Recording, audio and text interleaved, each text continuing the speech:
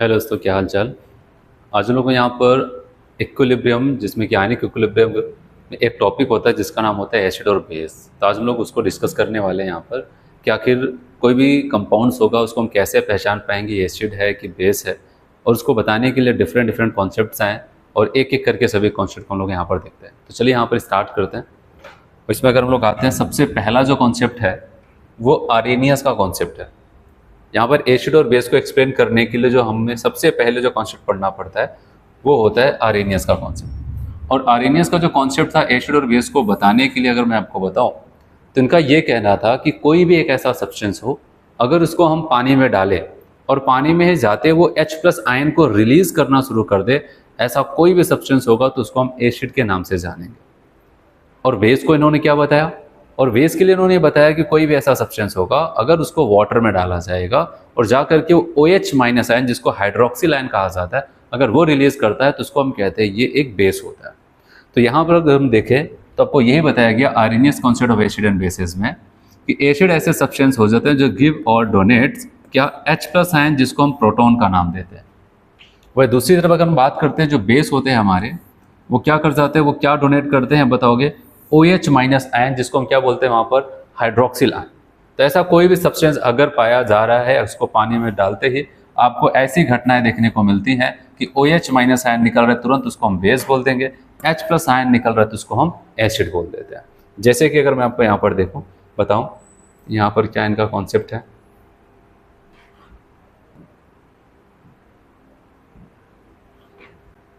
अगर यहाँ पर आते हैं तो आर्हेनियस के हिसाब से एसिड और बेस क्या बताया गया उसको रीड करते हैं। तो मैंने आपको यहाँ पर बताया कि एसिड ऐसे सब्सटेंस होते हैं, according to Arrhenius theory, acid are substances that dissociate in water to give hydrogen ion, H+ ion देता है, and bases are substances that produce hydroxyl ion, और वो क्या कर जाते हैं, OH- आयन देते हैं। जैसे एक सिंपल सा एग्जांपल, आप HCl की बात करते हो, HCl को अगर हम पानी में डालते हैं, एक्वस का मतलब उसको वाटर में डाला गया, तो हमें पता हुआ H+ और Cl- में टूटता है। अगर वो वाटर में जाकर के H+ दे रहे हैं तो हम बिना किसी संदेह के कह देंगे ये एक एसिड है। इसके अलावा और भी बहुत सारे एसिड्स के आप एग्जांपल जानते होंगे, क्योंकि हम लोग अभी सबसे पहला कॉन्सेप्ट एसिड और बेस को एक्सप्लेन करने वाला पढ़ रहे हैं। तो यहाँ पर जैसे H2SO4, अगर आपको पता है, आप इसको पानी में डालेंगे तो ये क्या कर जाएगा, सबसे पहले जाएगा वहाँ पर H+, फिर क्या हो जाएगा, HSO4- में चला जाता है। तो आप बताओगे H+ तो दे रहा है, तब बताओगे हाँ, तब तो ये एक एसिड है। ऐसे अगर हम बात करते हैं HNO3 की बात करें, उसको अगर पानी में डालेंगे नाइट्रिक एसिड बोला जाता है। ये जाकर के ये भी H+ रिलीज कर रहा है और उसके बाद क्या हो जाता है, यहाँ पर NO3- दे रहा है। तो आर्हेनियस के हिसाब से भाई H+ दे रहा है ना, अब बताओगे हाँ, तो H+ दे रहा है तो वो क्या हो जाएगा, वहाँ पर एसिड हो जाता है। और बेस के लिए जैसे अगर MOH टाइप का कोई सब्सटेंस अगर हम देखते हैं तो आपको पता है, इसको पानी में डालते हैं, अगर वो M+ और OH- दे रहा है, मतलब ये बेस है। OH- अगर कोई भी रिलीज करेगा पानी में जाते ही, उसको हम कहेंगे ये एक बेस है। जैसे एग्जाम्पल के तौर पे आपको पता होगा, अगर मैं यहाँ पर लेके चलूँ NaOH, अगर NaOH सोडियम हाइड्रोक्साइड्स कहा जाता है, आप इसको पानी में डालेंगे तो आपको पता है वो क्या कर जाएगा, Na+ OH- में टूट जाता है। ठीक है, तो हाइड्रोक्सिल आयन प्रोड्यूस कर रहा है, इसका मतलब वो क्या है, एक बेस है। ऐसे बहुत सारे एग्जाम्पल आपके पास है। अगर हम यहाँ पर बात करते हैं, MgOH का होल ट्वाइस है, ठीक है, अगर ये पानी में डाला गया इसको तो जा करके ये क्या कर जाता है, Mg2+ 2OH- दे रहा है, इसका मतलब हाइड्रोक्सिल आयन तो दे रहा है, तो ये क्या हो जाएगा आपका बेस। तो आर्हेनियस का एकदम बेसिक्स और सिंपल सा कॉन्सेप्ट था भाई, अगर कोई भी ऐसा सब्सटेंस अगर आपको देखने को मिले जो वाटर में जाते ही अगर उसको वाटर में डिसॉल्व किया जाए, वो OH- दे रहा है तो उसको बेस, H+ दे रहा है तो एसिड। बताओ कोई दिक्कत यहाँ पर। तो एकदम बेसिक सा कॉन्सेप्ट है, आपने इसको यहाँ पर शुरू की क्लासेस में आपने पढ़ा होगा, 9th-10th में जब पहली बार एसिड बेस का नाम सुने होंगे।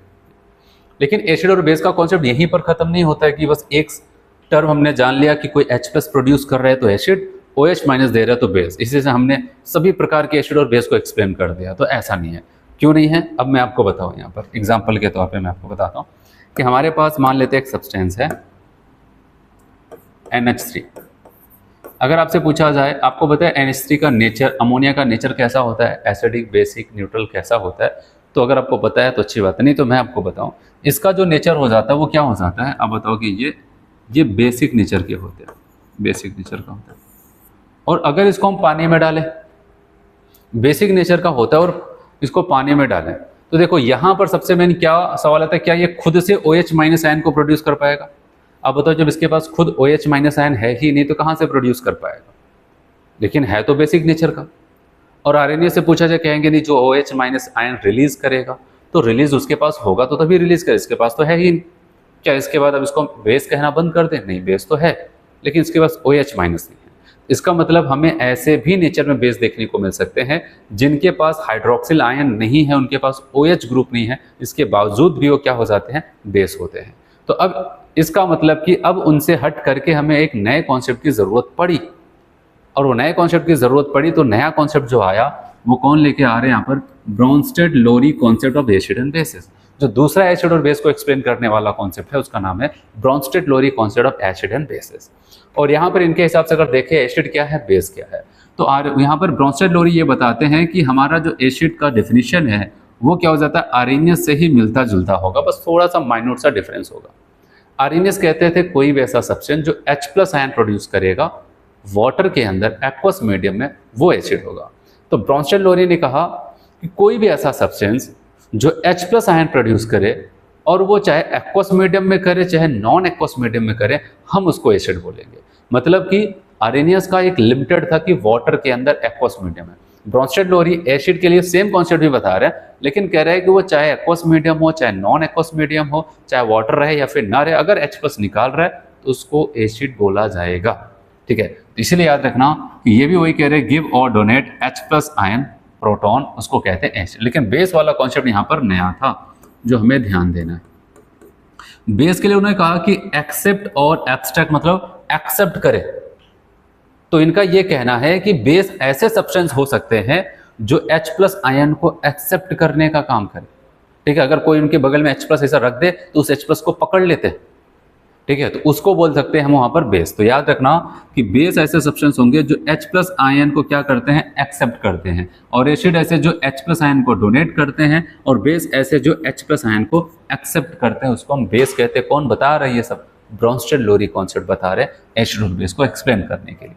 चलिए यहाँ पर देखते हैं इनके हिसाब से क्या होता है एसिड और बेस। कहा गया है कि according to Bronsted Lowry, according to Bronsted Lowry theory, acids are substances that are capable to donating a hydrogen ion H+, and bases are substances capable of accepting a hydrogen ion H+ in any solvent। any solvent का मतलब वो aqueous मतलब water भी हो सकता है, यहाँ तक कि नॉन एक्वस हो सकता है। क्या समझ में?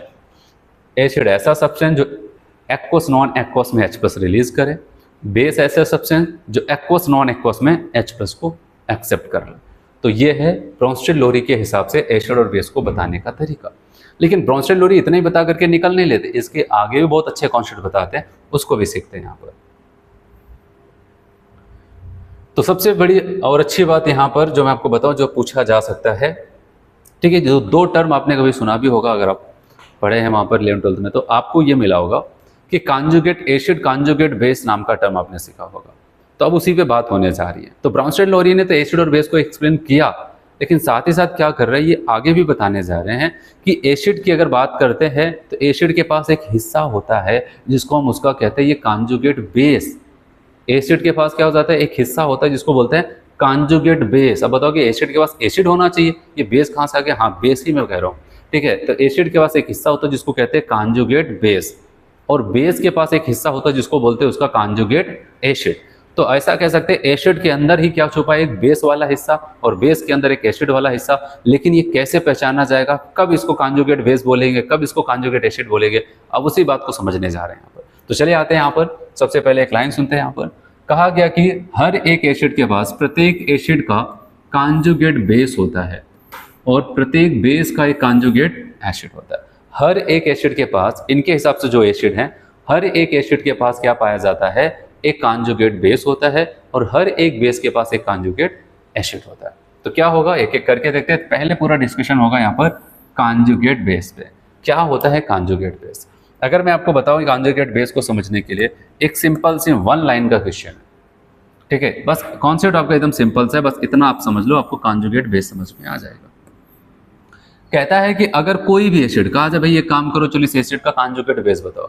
जिस सब्सटेंस का कॉन्जुगेट बेस पूछा जाए पहले तो हम उनके सम्मान में उनको एसिड मान लेते हैं, फिर उनके पास क्या हो जाता है कि जितने भी एसिडिक एच होंगे उसमें से हम एक एच को रिलीज कर देते हैं, एक एच को तोड़ करके बाहर निकाल देते हैं। अब एक एच टूटने के बाद उनके पास जो कुछ भी हिस्सा बचा उसी को हम क्या बोलते हैं, कॉन्जुगेट क्या बोल देते हैं वहां पर, बेस बोलते हैं। किसका, एसिड का। तो डेफिनेशन देखते हैं और कई सारे एग्जांपल्स बताऊंगा, आपको क्लियर होगा। तो याद रखना, एसिड से एक H+ निकाल दो, अब जो जैसा भी जो कुछ भी दिखेगा उसको कॉन्जुगेट बेस बोलते हैं। क्या गया, form by the removal of कितने, 1H+ ion from the acid. Acid से एक H+ हटा दो, जो कुछ भी बचेगा उसको कहेंगे कॉन्जुगेट बेस। मैंने ऐसे भी लिख दिया, एसिड से एक H+ निकालने के बाद जो कुछ भी बचता है उसे एसिड का कॉन्जुगेट बेस कहते हैं, उसे एसिड का क्या बोलते हैं, कॉन्जुगेट बेस कहते हैं। तो अब जैसे कि अगर हमसे पूछ लिया जाए भाई ये रहा है कार्बोनिक एसिड, कहा इस कार्बोनिक एसिड का कॉन्जुगेट बेस बताओ, तब कहेंगे सबसे पहले हम इनको एक एसिड मानेंगे और एसिड से एक H+ को निकाल दिया, तोड़ करके निकाल दिया। अब निकलने के बाद क्या बचा, HCO3-। तो ये एसिड है, एसिड से H+ निकलने के बाद जो बचेगा उसी को हम क्या बोलेंगे, उसका कॉन्जुगेट बेस बोलते हैं। चलो और एग्जांपल से मैं आपको एक क्लियर कराता हूँ। कभी पूछा जाए एक काम करो, HCl का कॉन्जुगेट बेस बता सकते हो क्या, अब बताओगे क्यों नहीं बता सकते। HCl को हम क्या मान लेंगे, एसिड, और नियम के हिसाब से यहाँ से एक H+ निकाल देंगे। अब बताओगे एक ही तो H था, ठीक है कोई बात नहीं, उसको हटाया तब इनके पास क्या बचेगा, माइनस। देखो ये तो न्यूट्रल था, न्यूट्रल का मतलब जितने पॉजिटिव थे उतने नेगेटिव थे, तब ये न्यूट्रल हो गया था। अब अगर यहाँ से एक प्लस वाला निकला तो उसके बदले में एक माइनस वाला Cl के ऊपर तो आपको दिखेगा, ये एसिड और ये उसका क्या हो जाएगा, कॉन्जुगेट बेस हो जाता है। चलो अगर मैं आपको यहीं पर इस वाले एग्जाम्पल से देखो, अगर हमसे कह दिया जाए HCO3-, इसका कॉन्जुगेट एसिड क्या होगा, ये किसका कॉन्जुगेट बेस है, आप बताओगे H2CO3 का। अगर इसका भी पूछा जाए इनका भी क्या कॉन्जुगेट बेस होगा, बताओगे हाँ। जब इनका कॉन्जुगेट बेस बोला जाएगा तो हम इनको मान लेंगे उस दौरान एसिड, और इनसे हम क्या करेंगे पता, नियम के हिसाब से एक H+ निकाल देंगे। देखो HCO3 1- लेके चल रहा था, एक H+ निकला तो एक माइनस और आ जाएगा, यहाँ पर बन जाएगा CO3 2-, और बताओगे ये बन जाएगा कॉन्जुगेट बेस। हाँ अगर कभी आपसे ऐसा पूछा जाए CO3 2- किसका कॉन्जुगेट बेस है, तो आप बताओगे HCO3- का। हाँ अगर कल को पूछा जाए HCO3- किसका कॉन्जुगेट बेस है, आप बताओगे H2CO3 का। है समझ में। तो ये चीज़ें हो जाती है, कभी भी हमसे पूछा जाए कॉन्जुगेट बेस बताओ, आपके पास एक लाइन होगा, जल्दी से एक H+ निकालो, जो बचता है वो कॉन्जुगेट बेस। अच्छा अगर आपसे कल को पूछा जाए CO3 2- इसका कॉन्जुगेट बनाया तो ये, फिर इनका कॉन्जुगेट बेस बनाया तो ये, तो सवाल है क्या इनका भी कॉन्जुगेट बेस बन सकता है, इनका कॉन्जुगेट बेस, आप बताओगे नहीं। क्यों नहीं होगा बताओ, क्या रीजन होना चाहिए, क्योंकि इसके पास तो H ही नहीं बचा।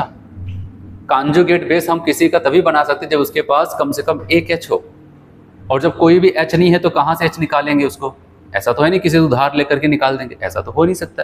तो यहाँ पर क्या हो जाएगा कि अगर कह रहा है कि इसका हो सकता है क्या कॉन्जुगेट बेस, बताओगे नहीं। फिर पूछा जाए क्यों नहीं होगा, क्योंकि बताओ इसके पास कोई भी H नहीं है, क्योंकि H को निकाल करके वहाँ पर क्या बनाया जाता है, कॉन्जुगेट बेस। तो यहाँ पर H नहीं, हाँ इनका बन सकता था, इनका हुआ, इनका हुआ। ऐसे एक दो एग्जांपल और मैं आपको बताऊं, जैसे हमारे पास यहाँ पर मान लेते हैं H2SO4 है, इसका पूछा जाए तो आप बताओगे H+ HSO4-। ये रहा एसिड, तो कॉन्जुगेट बेस कौन होगा, H निकलने के बाद ये बचा है, आप बताओगे ये कॉन्जुगेट बेस। अच्छा कल को पूछा जाता भाई इनका बताओ HSO4- का, अब बताओ कोई दिक्कत नहीं, हम यहाँ पर H+ SO4 2- कर दिए, ये रहा हमारा एसिड, ठीक है, ये इसका कॉन्जुगेट बेस। ठीक है, तो कौन है कॉन्जुगेट, तो हम किसके रिस्पेक्ट में देखते हैं वो बात करते हैं। जैसे ये कॉन्जुगेट बेस है इनके रिस्पेक्ट में, लेकिन ये एसिड होगा किसके रिस्पेक्ट में, इनके रिस्पेक्ट में, और ये इनके कॉन्जुगेट बेस होंगे। तो इसीलिए जब भी किसी भी सब्सटेंस का बोला जाए तो आपको वहाँ पर ध्यान देना, और इस लाइन का भी याद रखना। ऐसा नहीं आप बताओगे एसिड है तो हमेशा न्यूट्रल ही मिलेगा, आपको ऐसा नेगेटिव भी मिल सकता है, न्यूट्रल भी मिल सकता है, यहाँ तक कि अगर कोई पॉजिटिव फॉर्म में है तो वो भी मिल सकता है। बस जिसको भी वो बोले कॉन्जुगेट बेस बताओ, तुरंत उसको एसिड मान लेना, एक पल के लिए एक H+ निकाल दें, निकलने के बाद जो बचा होगा वही उसका कॉन्जुगेट बेस होगा। बताओ कोई दिक्कत यहाँ पर। चलो तब अगला यहाँ पर एक नीट 2019 में, बहुत पहले 19 में पूछा हुआ क्वेश्चन है, चलिए देखते हैं यहाँ पर क्या बोलता है।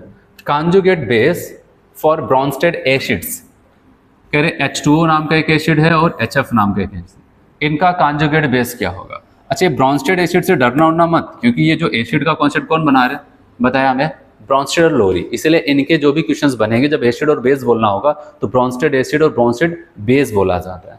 कह रहे हैं कि वाटर और HF का ब्रॉन्स्टेड एसिड क्या होगा, सॉरी ब्रॉन्स्टेड बेस क्या होगा, मतलब कॉन्जुगेट बेस क्या होगा। ये ब्रॉन्स्टेड एसिड वाटर और HF है, इनके कॉन्जुगेट बेस क्या होंगे। तो मैंने आपको क्या सिखाया अभी, अगर वाटर कोई भी हो भाई, अगर उसका ब्रॉन्स्टेड उसका कॉन्जुगेट बेस पूछा जा रहा है तो नियम के हिसाब से मैंने क्या सिखाया आपको, एक H+ वहां से तोड़ के निकाल दो, तो क्या बचेगा OH-।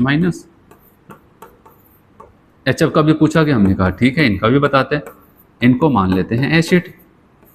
इनसे भी नियम था, हम क्या करते, एक H+ को निकाल देंगे तो F-, ये कॉन्जुगेट बेस आ जाता है। हो गया यहाँ पर, ठीक है, ऐसा कुछ हो जाता है। तो अब हिसाब से आप बताओगे कि हमारा जो होगा वाटर के लिए तो OH- आएगा और HF के लिए F-। यहाँ पर इन्होंने H2F लिखा गलत, अब बताओगे सी वाले ऑप्शन को टिक करें। ऐसा समझ लो, तो किसी भी सब्सटेंस का पूछा जाएगा, सिंपल से कॉन्सेप्ट लगाना, आंसर दे देना, ठीक है। तो अब आपको समझ में आया कॉन्जुगेट बेस क्या हो जाता है। एसिड के पास पाया जाता है कॉन्जुगेट बेस, और वो कब बनेगा, जब उससे एक H+ को तोड़ करके बाहर निकाल देते हैं, ठीक। अब यहाँ पर एक कॉन्सेप्ट और सीखते हैं हम लोग। अगर हमारे पास क्या हो जाता है कि कई एसिड दिए जाएं और उसका कॉन्जुगेट बेस हमें दे दिया जाए, एसिड्स के कॉन्जुगेट बेस दे दिया जाए और पूछा जाए कि भाई इनके बेसिक स्ट्रेंथ का एक ऑर्डर अरेंज करके दिखाओ, कौन सा कॉन्जुगेट बेस ज़्यादा बेसिक है, कौन सा कॉन्जुगेट बेस कम बेसिक है, इसको हम कैसे बताते हैं। इसके लिए कॉन्सेप्ट चलता है, मैं आपको बताऊँ। यहाँ पर याद रखना, अगर कोई एसिड काफ़ी ज़्यादा स्ट्रॉन्ग है, मतलब उसकी एसिडिक स्ट्रेंथ काफ़ी हाई है, तो याद रखना उससे जो कॉन्जुगेट बेस बनेगा और बेस का क्या बनाएंगे, बेसिक स्ट्रेंथ देखेंगे। तो कह रहा है कि अगर कोई एसिड बहुत ही ज़्यादा स्ट्रॉन्ग है तो उसका बनने वाला कॉन्जुगेट बेस बहुत ही वीक बेस बनेगा। देखो, कॉन्जुगेट बेस के लिए हम बेसिक स्ट्रेंथ देखते हैं और एसिड के लिए एसिडिक स्ट्रेंथ देखते हैं, ठीक है। तो कहा गया अगर एसिड की एसिडिक स्ट्रेंथ हाई है तो उससे बनने वाला कॉन्जुगेट बेस की बेसिक स्ट्रेंथ क्या होगी, लो होगी। इसका उल्टा, अगर एसिड का एसिडिक स्ट्रेंथ कम है तो बनने वाले कॉन्जुगेट बेस की बेसिक स्ट्रेंथ ज़्यादा। तो इससे एक बात समझ में आती है, अगर एसिड के पास एक क्वालिटी अच्छी है तो दूसरी क्वालिटी बहुत ही ज़्यादा पुअर होगी। एक क्वालिटी अच्छी का मतलब अगर एसिडिक स्ट्रेंथ वो अच्छा रख रहे हैं तो बनने वाले कॉन्जुगेट बेस का बेसिक स्ट्रेंथ बहुत पुअर होगा। हाँ, अगर एसिडिक स्ट्रेंथ बहुत पुअर रख रहे हैं तो बनने वाले कॉन्जुगेट बेस का बेसिक स्ट्रेंथ हाई होगा। ऐसा समझ में क्या कॉन्सेप्ट है यहाँ पर, तो यहाँ पर यही कॉन्सेप्ट है।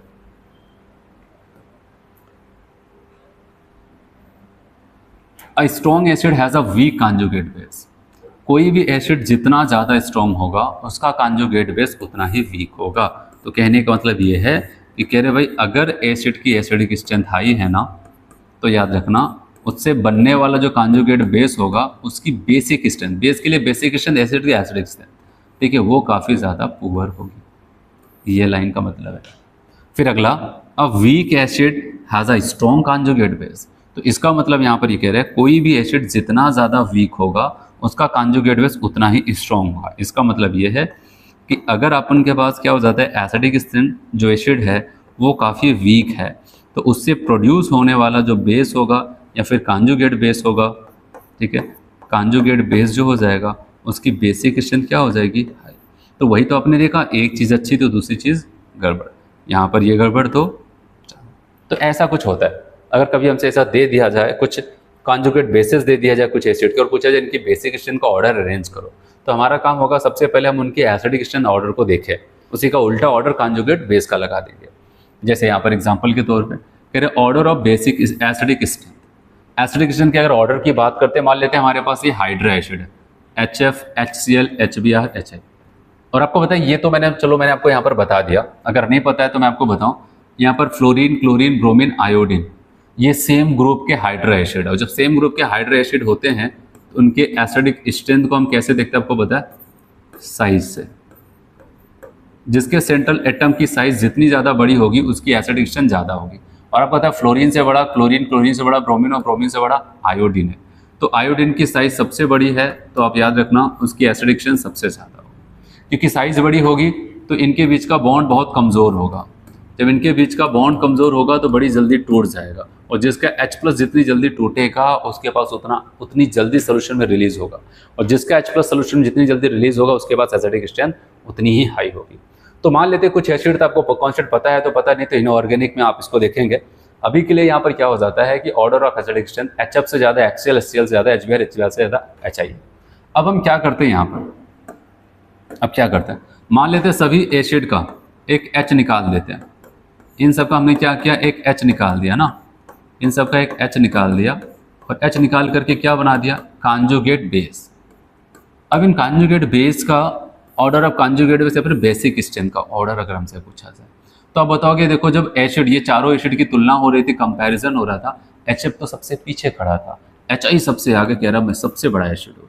लेकिन जब बेस की बारी आएगी तो HF से प्रोड्यूस होने वाला ये वीक एसिड था इन सब में, तो वीक एसिड का जो एनायन हुआ वो सबसे ज़्यादा बेसिक हुआ, और जो सबसे स्ट्रॉन्ग एसिड था उसका एनायन की बेसिक स्ट्रेंथ सबसे कम हो गया था। आपको समझ में आया?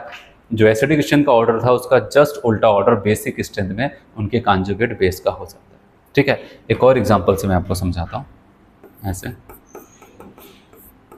मान लेते हैं हमारे पास एसिडिक स्ट्रेंथ का, यहाँ पर मैं कुछ लोगों को लिख देता हूँ। ये सेम ग्रुप वाले थे, सेम ग्रुप के लिए तभी लगाती है जो मैंने कॉन्सेप्ट आपको बताया, आप यहाँ पर याद रखना, for same group hydra acid. अगर सेम ग्रुप के हाइड्रा एसिड होते हैं, जैसे यहाँ पर HF, HCl, HBr, HI हो जाए, या फिर कल को ऐसा मिल जाए H2O, H2S, H2SE, H2T, तो बताइए सेम ग्रुप ना, ऑक्सीजन, सल्फर, सेलेनियम, टेल्यूरियम। तो यहाँ पर भी अगर हमें एसिडिक स्ट्रेंथ पूछा जाएगा तो याद रखना, तो क्या हो जाता है, ये साइज से, ऑक्सीजन से बड़ा सल्फर, इससे ज़्यादा सेलेनियम, फिर टेल्यूरियम, ये भी नीचे जाने पर क्या हो जाता है, एसिडिक स्ट्रेंथ बढ़ती है। तो ये साइज का खेल है। तो इसको हाइड्रा एसिड बोलते हैं क्योंकि H जो हो जाता है डायरेक्टली सेंट्रल एटम से जुड़ा होता है। अब अगर मैं एक एग्जांपल और आपको बताऊं, यहाँ पर हमारे पास है CH4NH3, कुछ मैं अभी एसिड लिख रहा हूँ, NH3 H2O HF ऐसे। और अगर इनके एसिडिक स्ट्रेंथ का ऑर्डर देखा जाए तो आप बताएंगे यहाँ पर ये सेम ग्रुप वाले नहीं, क्योंकि यहाँ पर कार्बन का है, ये नाइट्रोजन का, ये ऑक्सीजन के, फ्लोरीन का। कार्बन, नाइट्रोजन, ऑक्सीजन, फ्लोरीन अगर आपको याद हो तो ये बताओ, ये सब के सब क्या हो जाते हैं, सेम पीरियड से बिलोंग करते हैं। और पीरियड्स में लेफ्ट टू राइट जाने पर मैं आपको बताऊं क्या हो जाता है, एसिडिक स्ट्रेंथ इंक्रीज करते हैं। ग्रुप में भी ऊपर से नीचे जाते हैं, हाइड्रा एसिड में एसिडिक स्ट्रेंथ इंक्रीज करती है, जितना नीचे जाएंगे उतना ज़्यादा एसिडिक, और पीरियड में लेफ्ट टू राइट जाएंगे, जितना ज़्यादा आगे जाओगे उतना ज़्यादा एसिडिक स्ट्रेंथ हो जाता है। तो याद रखना यहाँ पर क्या हो जाएगा, क्योंकि यहाँ पर एसिडिक स्ट्रेंथ क्या हो जाएगा, अगर हम सेम पीरियड्स की बात करते हैं, वो क्या कर जाता है, इलेक्ट्रॉन नेगेटिविटी के ऊपर डिपेंड करता है। ठीक है, ये है हमारे same period, same period hydra acid. ठीक है, क्योंकि आपको बताया कि लेफ्ट टू राइट जाते हैं जैसे पीरियड में आगे, जैसे कार्बन हुआ, नाइट्रोजन, ऑक्सीजन, फ्लोरीन, जैसे जैसे आप आगे जाएंगे तो वहां पर क्या हो जाता है कि इलेक्ट्रॉन नेगेटिविटी इंक्रीज करती चले जाती है। इलेक्ट्रॉन नेगेटिविटी इंक्रीज करती है तो जिसकी वजह से एसिडिक स्ट्रेंथ भी बढ़ती है। लेकिन यहाँ का तो मेन पॉइंट ये नहीं है, यहाँ का था कि कॉन्जुगेट बेस को समझना। तो बताओ अगर इनका कॉन्जुगेट बेस मैं बना दूं, और आपको पता है कॉन्जुगेट बेस कैसे बनेगा, सबसे एक H+ निकाल दो, यहाँ से एक H+ निकाल दो, ऐसे यहाँ से H+ निकालोगे तो ये बन जाएगा NH2-, यहाँ से निकालोगे तो OH-, और यहाँ से निकालोगे तो F-। ठीक है, यहाँ से निकालोगे तो क्या हो जाएगा, F-।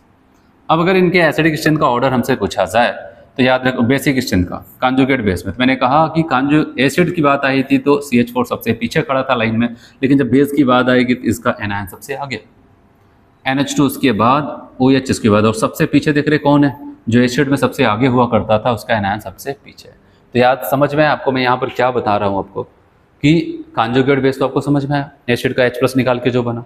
फिर अब सवाल आता है कि अगर कई सारे कॉन्जुगेट बेस हो, उनके बेसिक स्ट्रेंथ का ऑर्डर पूछ लिया जाता, तो आप बताओगे जो एसिडिक स्ट्रेंथ का ऑर्डर होगा उसका जस्ट उल्टा ऑर्डर उनके कॉन्जुगेट बेस के बेसिक स्ट्रेंथ। बस वही चीज़ बताने के लिए चाहे जितना देर बताया जाए, लेकिन कॉन्सेप्ट बस एक लाइन का ही है जो मैंने आपको बताया। चलो अगर ये समझ में आया तो अगले कॉन्सेप्ट की तरफ बढ़ते हैं। अगला कॉन्सेप्ट हमारा है कॉन्जुगेट एसिड। मिटा दे इसको। ठीक है, अगला जो कॉन्सेप्ट यहाँ पर उसका नाम है कॉन्जुगेट एसिड। और अगर कॉन्जुगेट एसिड की हम लोग बात करते हैं, कॉन्जुगेट एसिड, कॉन्जुगेट एसिड कैसे बनेगा, ये किसका हिस्सा होता है, बेस का होता है। जैसे कॉन्जुगेट बेस किसका था, एसिड का, वैसे कॉन्जुगेट एसिड बेस का हिस्सा होता है। कैसे बनता है, पहले एक लाइन का कॉन्सेप्ट देखते हैं, फिर अपने आप आपको समझ में आएगा, फिर ऊपर की लाइन पढ़ाता हूँ। कह रहे किसी भी बेस को जिसका कॉन्जुगेट एसिड पूछा था उसको पहले बेस मान करके उसमें एक H+ ऐड कर देना, वहाँ पर H+ रिमूव करते हैं, यहाँ पर ऐड कर देते हैं।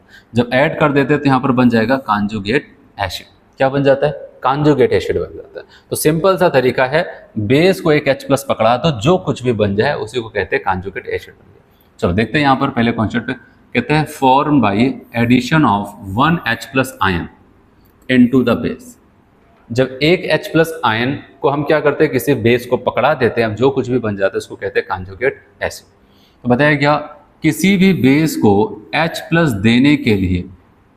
देने के बाद जो कुछ भी बनता है उसे उस बेस का कॉन्जुगेट एसिड, H+ पकड़ा दो, अब जैसा भी देखे उसको कॉन्जुगेट बेस बोलो। जैसे इस एग्जांपल को देखो, अच्छा एग्जांपल है अमोनिया। बात ये चल रहा था अमोनिया एक बेस है लेकिन आर्रेनियस कॉन्सेप्ट से एक्सप्लेन नहीं हो पा रहा था, तो लेकिन ब्रॉन्स्टेड लोरी इसको एक्सप्लेन कर रहे हैं। कह रहे देखो इसके पास लोन पेयर इलेक्ट्रॉन है, ये क्या कर जाएगा, एक H+ से जैसे इसकी मुलाकात होगी तो अपने लोन पेयर से वो क्या करता है, H+ को पकड़ करके क्या बनाता है, अमोनियम आयन बना लेता है। तो अब ये H+ को ले रहा है, तो पहले कहा गया कि ये एक बेस है, एक H+ जोड़ने के बाद अब जो कुछ भी बनेगा वो उसका हो जाएगा कॉन्जुगेट एसिड। और एग्जाम्पल मैं आपको बताता हूँ, अगर मैं वाटर के बारे में आपको बताऊँ, वाटर, अगर वाटर को कहीं से H+ मिल जाए तो वाटर भी मना नहीं करता, वो क्या कर जाता है, उस H+ को खुद से जोड़ लेता है, क्योंकि H+ को पकड़ने के लिए क्या चाहिए पता है, लोन पेयर इलेक्ट्रॉन, क्योंकि H+ के पास कोई भी इलेक्ट्रॉन नहीं, ठीक है, एक भी इलेक्ट्रॉन नहीं। अगर कोई इसको पकड़ेगा तो उसको डायरेक्ट 2 इलेक्ट्रॉन देना पड़ेगा, कोई शेयरिंग वोरिंग नहीं कर सकता ये खुद से, क्योंकि इसके पास इलेक्ट्रॉन है नहीं। तो अब ये क्या कर जाता है, अपने लोन पेयर के साथ क्या कर जाता है, इसके साथ बॉन्ड बना लेता है। अब 2 हाइड्रोजन थे, अब यहाँ पर 3 आ जाएगा, H3O+, ऐसे। तो अगर हमसे पूछा जाए वाटर का कॉन्जुगेट एसिड बताओ, तो हम वाटर को सबसे पहले यहाँ पर क्या मान लेते हैं, बेस, और एक H+ देने के बाद ये क्या हो जाएगा, कॉन्जुगेट एसिड। अच्छा, वाटर के पास डुअल बिहेवियर बहुत अच्छे से काम करता है। ये देखो H+ लेकर के क्या किया, कॉन्जुगेट एसिड बन गया। आपको पता है अगर ये चाहे ना तो ये क्या करे, H+ को निकाल करके भी क्या बन जाएगा, यहाँ पर OH- बना सकते हैं। तब जिसको हम कहेंगे किसकी तरह काम कर रहा है, एसिड की तरह काम कर रहा है, और इसका क्या हो जाएगा, कॉन्जुगेट बेस। तो वाटर के पास डुअल बिहेवियर होता है। डुअल बिहेवियर का मतलब कहते हैं पता है, इसको एम्फीप्रोटिक या फिर एम्फोटेरिक सॉल्वेंट कहा जाता है। और वो बात कौन एक्सप्लेन करता है पता है, एक बार पूछा हुआ क्वेश्चन किसी एग्जाम में, कहा गया वाटर के पास क्या हो जाता है, जो डुअल बिहेवियर है वो बेस की तरह भी काम कर सकता है और एसिड की तरह भी काम कर सकता है। ये कॉन्सेप्ट को कौन एक्सप्लेन करता था, आर्रेनियस कॉन्सेप्ट की ब्रॉन्स्टेड लोरी कॉन्सेप्ट, फिर लुईस कॉन्सेप्ट। आप बताओगे यहाँ पर ब्रॉन्स्टेड लोरी कॉन्सेप्ट। जब आपको बताया वाटर यहाँ पर H+, और H+ किसने निकाला होगा आपको पता है, किसी एसिड ने। वाटर जब एसिड के संपर्क में आता है तो वो उस एसिड के H+ को पकड़ने लगता है और खुद को एक बेस बना लेता है और कॉन्जुगेट एसिड बनाने लगता है। और जब किसी बेस के संपर्क में आता है और ये H+ निकाल रहा है, क्यों, क्योंकि वहां पर कोई बेस आया होगा। याद रखना, H+ कभी भी फ्री फॉर्म में सोल्यूशन में देखने को नहीं मिलता है कि हम H+ ऐसा वहां पर पड़ा होगा। कोई भी सब्सटेंस H+ तभी निकालता है जब कोई उसके H+ को पकड़ने वाला होगा, ठीक है। तो इसलिए यहाँ पर याद रखना कि वाटर के पास डुअल बिहेवियर है। अगर किसी एसिड से मुलाकात हुई तो बेस बन जाता है, और किसी बेस से मुलाकात हुई तो अपना H+ उसको दे करके क्या बन जाता है, एसिड बन जाता है, ठीक है। ये वाटर का केस है। फिलहाल हम लोग आते हैं अपने पॉइंट्स में। तो अगर कोई बेस है, उसका पूछा जाए कॉन्जुगेट एसिड, तो उसमें एक H+ जोड़ करके उसका हम कॉन्जुगेट एसिड बना सकते हैं, ठीक है। कोई भी एग्जाम्पल होगा, जैसे मान लेते हैं अगर हमें कोई एग्जाम्पल दे दिया जाए N3-, इसको कहते हैं एजाइड है।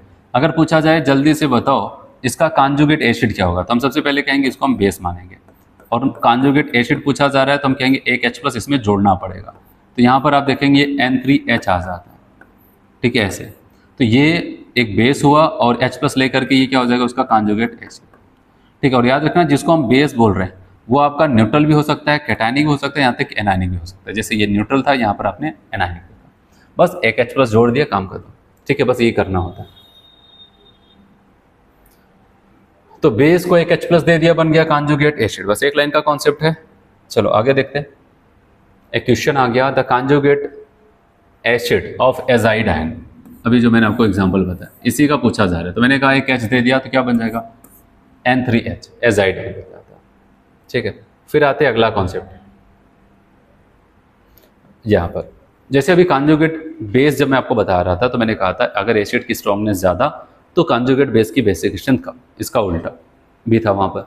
ऐसे यहाँ पर आता है, अगर हम कोई बेस की बात कर रहे हैं अगर बेस की बेसिक स्ट्रेंथ हाई है तो एक H प्लस लेने के बाद जो कॉन्जुगेट एसिड बना उसकी एसिडिक स्ट्रेंथ लो होगी।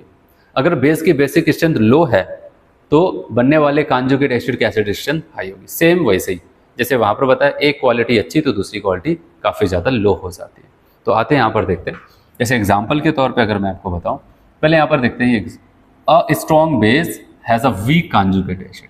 कहा गया कोई भी बेस जितना ज़्यादा स्ट्रॉन्ग होगा उसका कॉन्जुगेट एसिड उतना ही वीक होगा, उतना ही वीक एसिड की तरह काम करेगा। तो अगर मैं आपको बताऊँ बेसिक स्ट्रेंथ किसी के पास ज़्यादा है, higher is the basic strength, तो उसके बाद क्या हो जाएगा वहाँ पर पुअर एसिडिक स्ट्रेंथ, या फिर कॉन्जुगेट एसिड की एसिडिक स्ट्रेंथ क्या हो जाएगी, काफ़ी ज़्यादा लो हो जाएगी। क्या क्या, a weak base has a strong conjugate acid.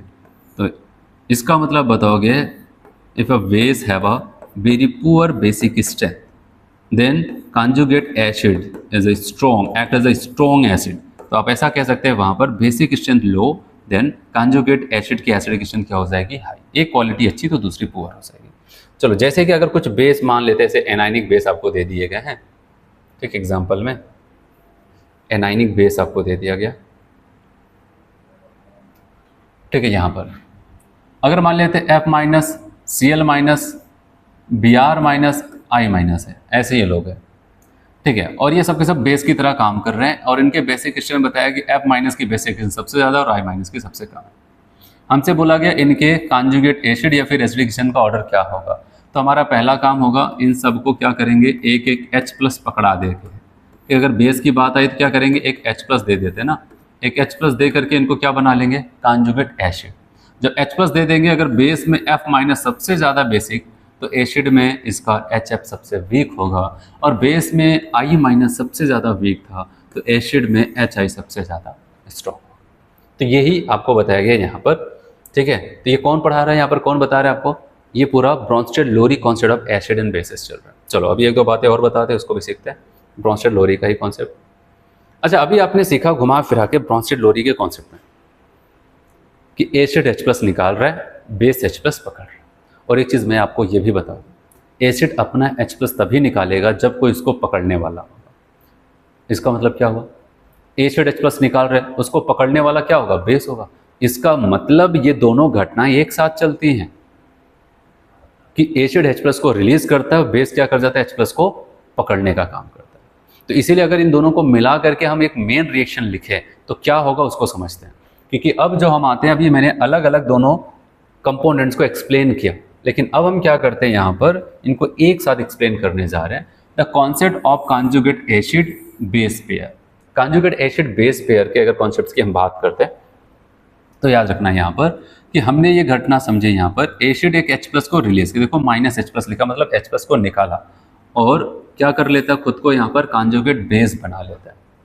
And base के बारे में अगर देखते हैं, यहाँ पर बेस है, ठीक है। बेस क्या कर जाएगा, एक H प्लस को एक्सेप्ट कर देगा और उसके बाद क्या हो जाता है, कॉन्जुगेट एसिड बना लेता है, ठीक है।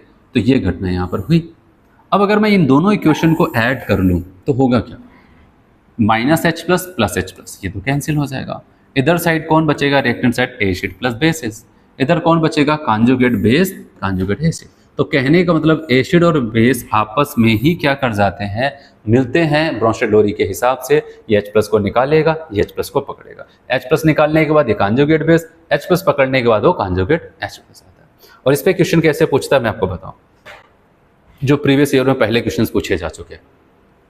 आपको कोई ऐसे एसिड बेस का ऐसे एक रिएक्शंस लिख देता है और आपसे कहेगा कि इस रिएक्शंस में कितने ब्रॉन्स्टेड बेसेस हैं, कितने ब्रॉन्स्टेड एसिड्स हैं।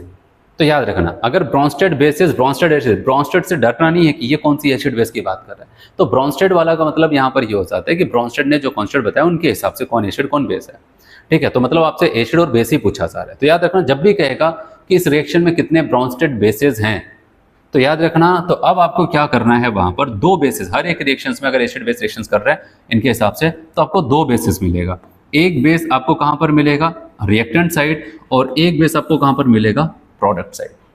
अगर हमसे पूछा जाता है कि ब्रॉन्स्टेड एसिड्स कौन कौन से हैं यहाँ पर, तो आपको एक एसिड मिलेगा रिएक्टेंट से उठाना है और एक एसिड आपको कहाँ से, प्रोडक्ट से उठाना है। कैसे पहचाना जाएगा, अगर एसिड पूछ रहा है, आप कहेंगे यहाँ पर देखेंगे इन दोनों सब्सटेंस को, जिसका H प्लस निकला है उसी को कहेंगे वो एसिड है, और H+ निकलने के बाद जो बचा वो कॉन्जुगेट बेस, तो कहेंगे बेस किसको कहेंगे।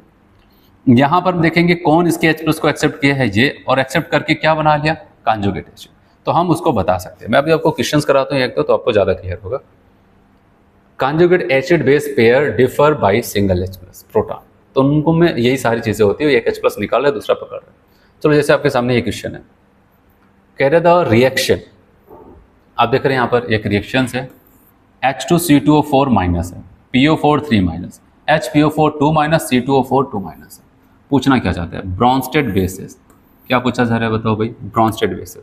तो अभी मैंने आपको क्या बताया, अगर बेसिस की बात कर रहा है हमारे पास दो बेसिस मिलेंगे, एक रिएक्टेंट साइड से उठाना है, एक प्रोडक्ट साइड। ऐसे एसिड पूछता था, एक रिएक्टेंट साइड एक प्रोडक्ट साइड। चलो रिएक्टेंट साइड वाला देखें आखिर क्या होगा। अब देखो यहाँ पर क्या हो जाता है, क्या बताओगे, HC2O4 1 माइनस हुआ करता था। अच्छा अब इसका रूप हम प्रोडक्ट साइड देखते हैं। अब प्रोडक्ट साइड यहाँ पर इसका हिस्सा केवल हमें H2C4 HC2O4 2 माइनस है, मतलब इसके पास जब रिएक्टेंट हुआ करता था एक H हुआ करता था, और अब प्रोडक्ट साइड वो गायब है। इसका मतलब पूरी घटना के दौरान इसने H+ को रिलीज किया, इसका मतलब ये कोई और नहीं, ये क्या है इस रिएक्शन में, एसिड है। चलो अब इनको देखें, ये क्या किए हैं, पहले PO4 3 माइनस हुआ करते थे, अब PO4 2 माइनस, लेकिन एक H भी लेके चल रहे, मतलब HPO4 2 माइनस। इसका मतलब आपको साफ साफ लग रहा है जब ये रिएक्टेंट साइड हुआ करते थे कोई H+ नहीं था, लेकिन जब प्रोडक्ट में पहुंचे तो पता चला कहीं से H+ लेकर के आए हैं। इसका मतलब हमें समझ में आया कि ये H+ को पकड़े हैं, तो इसका मतलब ये बेस हो जाता है। तो अब ये समझ में आया, ये H+ को निकाला एसिड, ये H+ को पकड़ा बेस। चलो एसिड ने H+ तो निकाल दिया, H+ निकालने के बाद जो हिस्सा बचा रह जाता है उसी को हम क्या बोलते हैं, उसका कॉन्जुगेट बेस बोलते हैं। और बेस तो बेस था, लेकिन ये H+ को लेने की वजह से क्या बन जाएगा, कॉन्जुगेट एसिड। और हमारे क्वेश्चन में पूछा गया बेसिस बताओ, हम कहेंगे एक बेस ये है और दूसरा बेस, जिस ऑप्शन में होगा उसी को हम टिक कर देते हैं। और जब आते हैं तो हम देखते हैं यहाँ पर PO4 3 माइनस और C2O4 2 माइनस, हम इसी को टिक करते हैं। अच्छा एसिड्स बोलता, ब्रॉन्स्टेड एसिड, तो एक एसिड ये उठाते हैं और एक एसिड ये उठाते हैं, ठीक है, ऐसे वहाँ पर किया जाता है। चलो एक और क्वेश्चन इसको देखते हैं, कह रहे आइडेंटिफाई ब्रॉन्स्टेड लोरी एसिड। ब्रॉन्स्टेड लोरी एसिड क्या है, ब्रॉन्स्टेड एसिड बोले मतलब पूछा जा रहा है acid in the given reactions, एक रिएक्शन से वहां पर आपसे पूछा जा रहा है। तो चलिए इस रिएक्शंस में अगर हम देखें, Al2H2O का whole 6 3 plus HCO3 2 minus HCO3 1 minus reaction करके AlH2 का होल 5 OH 1 माइनस और 2 प्लस है और H2CO3 है। हमसे पूछा गया यहाँ पर एसिड्स बताओ, तो एसिड को कैसे बताएंगे बताओ। सबसे पहले आप खुद देखो, यहाँ पर ऑब्जर्व करो क्या घटनाएं घटी। AlH2O का कितना 6 हुआ करता था, 6, लेकिन अब यहाँ पर देखते हैं, अब बताओगे छठा वाला जो H है वो वाटर वो गायब है और उसका केवल OH वाला हिस्सा बचा, H वाला निकल गया। इसका मतलब क्या होता है, ये जो इनके पास 6H2O हुआ करता था उसमें से एक H2O ने अपना H+ निकाला है, और H+ निकाला है जो कि अब इस स्थिति में दिख रहा है, H+ निकाला है, तो बिना किसी संदेह के कहेंगे भाई अब तो तुम्हें एसिड ही कहना पड़ेगा, ठीक है। और एसिड का जो H+ निकलने के बाद जो हिस्सा बचा हुआ है इसको हम कहेंगे ये तो कॉन्जुगेट बेस है। अब दूसरी तरफ देखते हैं, इनको अगर देखें HCO3 माइनस हुआ करता था, अब यहाँ पर H2CO3 बन जाता है। इसका मतलब ये पहले एक H के साथ हुआ करते थे, अभी प्रोडक्ट में देखते हैं तो 2 H आ गया, इसका मतलब इन्होंने एक H एक्सेप्ट किया है। इसका मतलब हम तुरंत साफ साफ कहेंगे भाई तुम एक बेस हो, और बेस जब एक H+ को पकड़ चुका है तो अब जो बने होगा उसको हम कहेंगे एक कॉन्जुगेट एसिड। और क्वेश्चंस में हमसे बोला गया था एसिड्स बताओ, तो हम कहेंगे एसिड के नाम पे अगर आते हैं तो ये A नाम का एक एसिड है और ये D नाम का एसिड है। मैंने कहा था कि चाहे एसिड चाहे बेस, एक आपको रिएक्टेंट साइड मिलेगा एक प्रोडक्ट, तो A और D इसके हिसाब से अगर हम टिक करेंगे तो B वाले ऑप्शन को टिक कर देते हैं। आया समझ में, Bronsted Lowry concept of acid and bases, तो ये सब था वहाँ पर। चलिए आगे बढ़ते हैं, चलो अगला और आखिरी कॉन्सेप्ट की तरफ बढ़ते हैं, नाम है Lewis concept of acid and bases. Arrhenius ने बताया H+ निकाला जो वाटर में एसिड, OH माइनस निकाला बेस। ब्रॉन्स्टेड लोरी ने बताया जो किसी भी मीडियम H+ दिया एसिड, जो किसी भी मीडियम से H+ को पकड़ लिया बेस। अब इन्होंने अपनी तरफ से एसिड और बेस को एक्सप्लेन किया। अगर मैं आपको एक और एग्जांपल्स यहाँ पर दूँ, अगर मैं आपसे पूछूं क्या आपको पता है, अगर मैं ऐसे लिखता हूँ BF3, आपको क्या लगता है BF3 किसकी तरह बिहेव करता है, कि एसिड की तरह, बेस की तरह, सॉल्ट की तरह, किसकी तरह करता है? आपको पता है BF3 तो अगर पता है तो अच्छी बात है, नहीं है तो मैं आपको बताऊं, ये एक एसिड की तरह बिहेव करता है। किसकी तरह बिहेव करता है? एसिड की तरह बिहेव करता है। तो सवाल है, तो एसिड की तरह बिहेव करता है। आर्यनी से पूछो, इसको एक्सप्लेन करें, क्या क्या इसके पास H+ ही नहीं है, तो हम कहाँ से बताएं? ब्रॉन्स्टेड लोरी से कह दो ये एक एसिड है, इसको एक्सप्लेन करो, क्या नहीं मेरा कॉन्सेप्ट ये था जो H+ निकालेगा, इसके पास तो H है ही नहीं, तो कहाँ से निकालेगा? तो वो भी फेल हो गया। लेकिन है तो बेसिक ही ना, एसिड की, एसिड की तरह काम करता है, भले ही वीक एसिड हो चाहे जैसा हो, लेकिन है तो एसिड की तरह। तो अब इसको कैसे एक्सप्लेन किया जाए? और अगर है तो क्या देख कर किसको बोला जाएगा हाँ ऐसे लोग एसिड की, ऐसे लोग भी एसिड की तरह हो सकते हैं? तो अब यहाँ पर आपको बताने की जो जरूरत पड़ी, इसके लिए कॉन्सेप्ट आता है Lewis concept of acid and bases. किसका कॉन्सेप्ट आता है? Lewis concept of acid and bases आता है। अब लुईस अपने कॉन्सेप्ट के हिसाब से एसिड और बेस को एक्सप्लेन करने जा रहे हैं, और इनका क्या हिसाब होगा। ये H+ OH- लेना देना ये सब हटा देते हैं, ये लोन पेयर की कहानी सुनाते हैं। क्या बताते हैं? लोन पेयर की कहानी बताते हैं। कहते हैं जो एसिड होते हैं वो लोन पेयर को एक्सेप्ट करते हैं, खुद से एक्सेप्ट करते हैं। कोई देता है तो उसका हम लोन पेयर ले लेते हैं, एक्सेप्ट कर लेते हैं। तो बेस कौन होता है? कह रहे बेस ही तो लोन पेयर देने का काम करता है। तो एसिड ऐसे सब्सटेंस होते हैं जो क्या कर जाते हैं, लोन पेयर को एक्सेप्ट करने का काम करते हैं, और बेस जो होते हैं ऐसे सब्सटेंस जो लोन पेयर को डोनेट करने का काम करते हैं। ये कहानी कौन बता रहा है? Lewis concept of acid and bases यहाँ पर बताया जा रहा है। इसीलिए यहाँ पर याद रखना इलेक्ट्रॉन पेयर की पूरी कहानी चलती है। तो लुईस कॉन्सेप्ट के हिसाब से जो लोन पेयर एक्सेप्टर होते हैं, अगर कोई लोन पेयर दे तो मना नहीं करते, उसके लोन पेयर को खुद से जोड़ लेते हैं, एक्सेप्ट कर लेते हैं, उसको एसिड कहते हैं। और बेस के हिसाब से देखा जाए लोन पेयर डोनर होते हैं। जैसे एग्जांपल के तौर पे मैं आपको समझाऊं, यहाँ पर मान लेते हैं हमारे पास कौन था, यहाँ पर अमोनिया।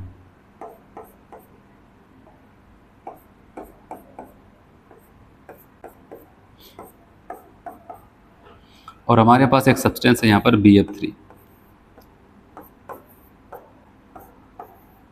ऐसे, ठीक है। अगर हम देखें यहाँ पर, आप सबको ये पता होना चाहिए कि अगर अमोनिया की बात करते हैं, इसमें जो सेंट्रल एटम है हमारा नाइट्रोजन है, ये 5th ग्रुप का मेंबर, इसके आखिरी शेल में 5 इलेक्ट्रॉन होते हैं, जिसमें 3 के साथ वो क्या कर जाता है, बॉन्ड बना लेता है। जैसे यहाँ पर 3 हाइड्रोजन के साथ एक इलेक्ट्रॉन की शेयरिंग कर देता है। इसके टोटल इलेक्ट्रॉन 2, 2, 4, 2, 6, 2, 8। नाइट्रोजन की ऑक्टेट कंप्लीट है यहाँ पर। और यहाँ पर BF3 की बात करते हैं, सबको पता होगा ये कौन सी फैमिली से बिलोंग करते हैं, 3rd A ग्रुप से बिलोंग करते हैं। आखिरी शेल में केवल 3 इलेक्ट्रॉन होता है, और 3 इलेक्ट्रॉन के साथ बहुत मेहनत करके कर पाते हैं। तो कितना कर पाते हैं? 6। और हर किसी का सपना होता है कि ऑक्टेट कंप्लीट हो जाए। क्या हो जाए? ऑक्टेट कंप्लीट हो जाए। और यहाँ पर जब आते हैं तो पता चलता है कि क्या हो जाता है कि BF3 अपनी पूरी कोशिश करने के बावजूद भी 8 नहीं हो पाया, वो 2 to 4 to 6 ही पहुँच पाया। और अमोनिया क्या कर जाता है, अपने पूरे इलेक्ट्रॉन का भी यूज नहीं करता, ऑक्टेट कंप्लीट हो जाता है। और जब ये लोग एक दूसरे से मिलते हैं तो याद रखना यहाँ पर क्या हो जाता है, ये नाइट्रोजन अपने लोन पेयर को और बी के खाली ऑर्बिटल में डोनेट कर देता है, जिसको हम यहाँ पर कोऑर्डिनेट बॉन्ड के नाम से जानते हैं, जो इंडिकेट करता है कि जिसकी तरफ हेड है वो लोन पेयर को एक्सेप्ट कर रहा है, और जिसकी तरफ टेल है वो लोन पेयर को डोनेट कर रहा है।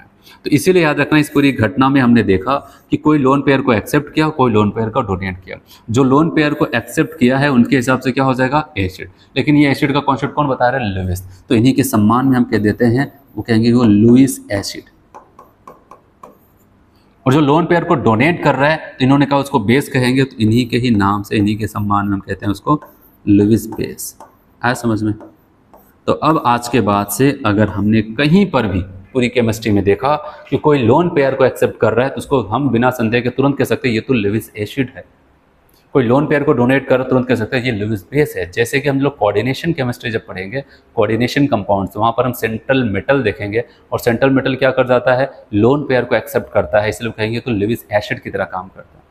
और जो लिगेंड्स हो जाते हैं वो लोन पेयर को डोनेट करने का काम करते हैं, इसलिए उसको हम कहते हैं ये लुईस बेस की तरह काम करता है। तो ये चीज़ें हो जाती है। तो अब हमने एसिड और बेस को एक्सप्लेन करने का एक और कॉन्सेप्ट देख लिया, जिसमें इलेक्ट्रॉन लेने देने की बात कर रहा है। ठीक है, इससे पहले H+ OH- की बात चल रहा है, कोई दे रहा है, कोई ले रहा है, कोई ये कर रहा है, वो कर रहा है। लेकिन अब H+ OH- को साइड में रखा गया, कहा गया अब लोन पेयर लेने देने से एक्सप्लेन किया जाएगा। और आपने देखा जो लोन पेयर को डोनेट किया लुईस बेस, जो एक्सेप्ट किया वो लुईस एसिड। ठीक है, अब इतना तो हमने चलो मान लिया, लेकिन हम कैसे पहचानेंगे कि कौन लोन पेयर को एक्सेप्ट करेगा और कौन लोन पेयर को डोनेट करेगा? तो उसके लिए कुछ कंडीशंस है, वो कंडीशंस देख लेंगे तो हमें पता चल जाएगा। तो चलो कंडीशंस की बात करते हैं। आपको पता है लोन पेयर कोई क्यों लेना चाहेगा? भाई BF3 लोन पेयर क्यों ले रहा था? क्योंकि पूरी कोशिश करने के बावजूद भी वो 8 नहीं पहुंच पाया, जो उसका सपना था कि जैसे हर कोई और दूसरे लोग ऑक्टेट कंप्लीट कर लेते, ये भी सोचता था मैं अपनी ऑक्टेट कंप्लीट कर लूँ, लेकिन अपनी पूरी कोशिश के बावजूद भी ऑक्टेट कंप्लीट नहीं किया। तब इसके पास एक ही ऑप्शन था कि अब कोई अगर मुझे इलेक्ट्रॉन डोनेट कर दे तभी हो सकता है। और अमोनिया ने क्यों डोनेट कराया? क्योंकि उसके पास ऑक्टेट कंप्लीट होने के बावजूद 2 ऐसे इलेक्ट्रॉन बचे थे जो खाली पड़े थे, कोई काम के नहीं थे, बस ऐसे खाली पड़े हुए थे। जब उनको मौका मिला काम करने का कि डोनेट कर दो, तो वो भी क्या कर देते, लोन पेयर को डोनेट कर देते। अगर उनके पास फ्री इलेक्ट्रॉन्स होता ही नहीं, जो इलेक्ट्रॉन 2 बचे थे, अगर ऐसा कोई सब्सटेंस हो सकता है उसकी ऑक्टेट कंप्लीट हो लेकिन उसके पास लोन पेयर बचा ही नहीं, तो चाह के भी लुईस बेस नहीं बन सकता है। तो लुईस बेस बनने के लिए अपनी ऑक्टेट कंप्लीट, पहले अपना कोटा कंप्लीट हो भाई। जब अपने पास रहेगा तभी तो दूसरे को डोनेट कर सकते हो। पता चला खुद आप वहाँ पर क्या कर्ज में चल रहे हो, तो आप कहाँ से किसी दूसरे को डोनेट कर सकते हो। तो इसलिए बताया गया अगर लुईस बेस की बात आएगी तो अपनी ऑक्टेट कंप्लीट हो, और ऑक्टेट कंप्लीट होने के बावजूद वहाँ पर कम से कम एक लोन पेयर इलेक्ट्रॉन आपको वहाँ पर दिखाई दे और उस लोन पेयर को आसानी से डोनेट करा पाए, ऐसी कंडीशन है तो लुईस बेस बनने के लिए वो एबल है। अब दूसरा हम बात करते हैं कि लुईस एसिड कैसे होगा। ऐसा कोई भी सब्सटेंस अगर उसके पास ऑक्टेट इनकम्प्लीट हो, और एक दूसरी कहानी और यहाँ पर ऑक्टेट इनकम्प्लीट के तो आपने सुना, साथ ही साथ या फिर उसके पास वैकेंट डी ऑर्बिटल्स हो सकता है उसकी ऑक्टेट कंप्लीट हो लेकिन उसके पास डी ऑर्बिटल नाम के खाली कमरे, खाली ऑर्बिटल्स पड़े। इस दौरान अगर कोई इसको इलेक्ट्रॉन देगा तो मना नहीं करेगा, कहेगा मेरे पास इलेक्ट्रॉन रखने की जगह है, अगर आप दोगे तो हम रख लेंगे। तो ऐसा अगर कोई है तो उसको कहेंगे लुईस एसिड की तरह काम करता है। या फिर ऐसा बोल देंगे कोई कुछ भी जुगाड़ लगा ले, अगर लोन पेयर को एक्सेप्ट किया तो एसिड बनेगा, और अगर डोनेट किया कोई लोन पेयर तो बेस बनेगा। ये चीज़ हो जाती है। तो चलो इसको देखते हैं यहाँ पर क्या लिखता है। कंडीशन फॉर लुईस एसिड क्या आ गया, octet should be incomplete, vacant D orbitals present. ठीक है, ऑक्टेट क्या होना चाहिए आपका, इनकम्प्लीट हो, जिस कंपाउंड्स की हम बात कर रहे हैं लुईस एसिड बनेगा कि नहीं। या फिर आप यहाँ पर और ऐसे कह सकते हैं, और वैकेंट डी ऑर्बिटल प्रेजेंट, उनके पास डी ऑर्बिटल्स हो और वो खाली हो। और आपको पता है सेकेंड पीरियड तक के एलिमेंट्स के पास डी ऑर्बिटल्स नहीं होते हैं, ये सब आपको बेसिक चीज़ें पता होना चाहिए। आपको पता है टोटल 7 पीरियड्स हैं, तो फर्स्ट और सेकंड पीरियड जो हो जाता है ऊपर के 2, उनके पास डी ऑर्बिटल नाम की कोई चीज़ नहीं होती। तीसरे से आपको डी ऑर्बिटल दिखना शुरू हो जाता है और खाली खाली डी ऑर्बिटल दिखना शुरू हो जाता है। ठीक है, तो ऐसा कुछ वहाँ पर होता है, आपको ध्यान देना। तो बताया गया कि डी ऑर्बिटल्स प्रेजेंट हो, ऑक्टेट इनकम्प्लीट हो, मतलब इलेक्ट्रॉन डिफिशिएंट होने चाहिए अगर कोई इलेक्ट्रॉन को एक्सेप्ट कर रहा है। बताया गया capable to accept at least 1 electron pair, ऐसी कंडीशन है तो वो लुईस एसिड की तरह बने। दूसरा कंडीशन फॉर लुईस बेसिस, बताया गया octet should be completed, octet complete हो मतलब वो इलेक्ट्रॉन रिच स्पीसीज होना चाहिए। ऑक्टेट कंप्लीट हो, इसके साथ साथ वहाँ पर at least 1 lone pair are present, एक कम से कम एक लोन पेयर वहाँ पर प्रेजेंट होना चाहिए। और दूसरी बात यहाँ पर बताया गया capable to donate at least 1 lone pair, जब उसके पास लोन पेयर फ्री होगा तभी तो डोनेट कर सकता है। और उसके एग्जाम्पल को समझना है, जैसे अभी मैंने आपको अमोनिया और उसका बताया। देखो इसको, आपको यही तो समझा। अगर BF3 और NH3 की बात करते हैं, ये अगर वहाँ पर बोरान ट्राइफ्लोराइड, ये एक लुईस एसिड है तो क्यों है, क्योंकि अगर आप बोरान के स्ट्रक्चर को भी मैंने आपको थोड़ी देर पहले बनाया था, बोरान ट्राइफ्लोराइड, बोरान के पास 3 इलेक्ट्रॉन, 3 फ्लोरीन के साथ वहाँ पर इलेक्ट्रॉन की शेयरिंग किया, टोटल 6 इलेक्ट्रॉन है। और तो 6 इलेक्ट्रॉन इन बैलेंस शेल, और किसी के पास 6 इलेक्ट्रॉन हो मतलब क्या, उसके ऑक्टेट कंप्लीट नहीं, इनकम्प्लीट ऑक्टेट है, तो इसका मतलब इलेक्ट्रॉन की कमी से जूझ रहा होगा। हाँ, तो कहा जाए इलेक्ट्रॉन लोगे क्या, मना थोड़ी कहेगा। हाँ, capable to accept electron pair, और बताओगे behave like a Lewis acid, और लुईस एसिड की तरह वो काम करता है। दूसरा अगर हम बात करते हैं अमोनिया, और अमोनिया को अगर हम देखेंगे तो मैंने आपको यही बताया, अमोनिया के पास एक लोन पेयर बचा रह जाता है और 3 हाइड्रोजन के साथ एक इलेक्ट्रॉन की शेयरिंग करता है। तो शेयरिंग करने वाले इलेक्ट्रॉन तो काउंट किए ही जाएंगे, तो यहाँ पर टोटल 2, 2, 4, 2, 6 तो 8 इलेक्ट्रॉन इन बैलेंस शेल, और उस 8 में से 2 इलेक्ट्रॉन खाली पड़े हैं किसी काम के लिए, तो वो अगर मौका मिलेगा तो वो भी काम में आ जाएंगे, तो इलेक्ट्रॉन को डोनेट करेंगे। 8 electron in valence shell, octet incomplete, electron rich species. Rich कब बोलेंगे, जब ऑक्टेट कंप्लीट होने के बाद अब देख रहे हैं लोन पेयर बचे हैं, तो इनको कहते हैं capable to donate electron pair, electron pair को डोनेट कर सकते हैं। तो अब आप तुरंत के तुरंत अगर इतना काम कर सकते हो तो तुम एक लुईस बेस हो। ठीक, जैसे कि यहाँ पर अगर हम देखें,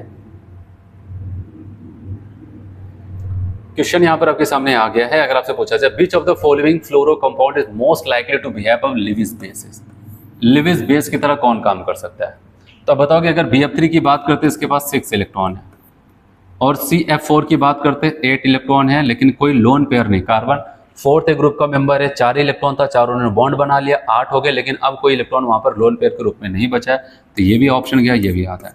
अगर PF3 की बात करते हैं, मैं आपको बताऊं, ये नाइट्रोजन फैमिली का मेंबर है, आखिरी शेल में 5 इलेक्ट्रॉन होते हैं, तो 5 में से 3 का था फ्लोरीन के साथ क्या कर दिया, वहां पर बॉन्ड बनवा लिया, और उसके बाद एक लोन पेयर बचा है। तो ऑक्टेट कंप्लीट है, 2 2 4 2 6 2 8 और एक लोन पेयर बचा है। तो बताओ सारी कंडीशन है एक लुईस बेस बनने के लिए। SiF4 की बात करते हैं, तब बताओ ये कार्बन फैमिली की तरह है। अब बताओ ऑक्टेट तो कंप्लीट है लेकिन कोई लोन पेयर नहीं, 4 इलेक्ट्रॉन थे, चारों ने बॉन्ड बनाया, तो ये भी नहीं होगा। ठीक है, तो यहाँ तक आपका क्या हो जाता है कि जो लेविस यहाँ पर ये कॉन्सेप्ट था ये कंप्लीट हो जाता है। ठीक है, तो यहाँ तक एसिड और बेस के बताने के जितने कॉन्सेप्ट आपके बुक में थे वो कंप्लीट हो जाते हैं। तो आज हम लोग इतना करते हैं। ठीक है, थैंक यू।